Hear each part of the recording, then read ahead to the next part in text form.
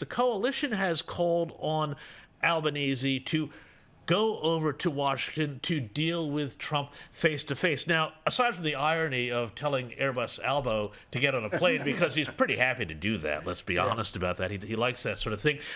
Do you think that will work? Or, could there be something else in the offing that we could offer the Americans?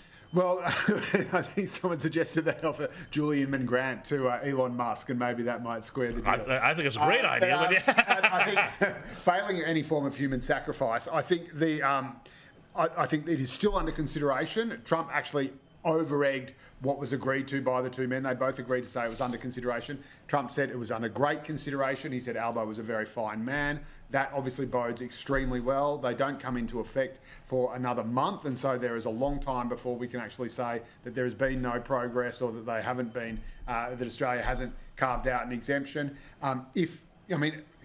The Prime Minister isn't going to go and just sort of set up a tent embassy outside the White House and see if Trump lets him in. You have to arrange a meeting. Even that phone call was arranged a week ago, so it was actually arranged before Trump made the tariff announcement, and it would have been the arrangements to set the date and the time for the phone call would have been in play probably ever since Trump was elected, and let alone even inaugurated. So these things take time to set up. I think Don Farrell sure. meet with people. Yeah. So that's great. And you've got Rudd. You've got Rudd. We've got Kevin Rudd. I mean, come on. What could go wrong with that? But, Lisa, one of the things is, if you look at the Trump overall strategy, it's about to reshore manufacturing into the United States. And this is where the world is going now. Everybody's going to have to start making more of their own stuff. That's just simply the way things go as globalism breaks up. We, though, have about 5% of our economy now devoted to manufacturing. It's one of the lowest, if not the lowest, in the OECD. I think it's almost in inverse proportion to our alcohol taxes. Have we really left ourselves exposed here by running down our industry and running up our energy prices? Running down energy prices.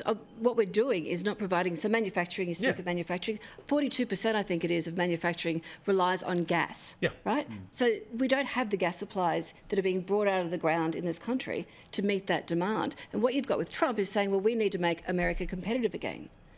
Then the Business Council of Australia has just come out and said that's exactly what we need Australia to do. So that's where the pressure's going to come heading into this federal election, because you've got the leaders in this country, in the business world, finally standing up and saying, look, we need you to make it the regulatory restrictions around this lifted. We need better tax breaks. We need to make it easier in this country to run a business and actually contribute to the economy, so we don't see everything going offshore. Here, the red tape in this country.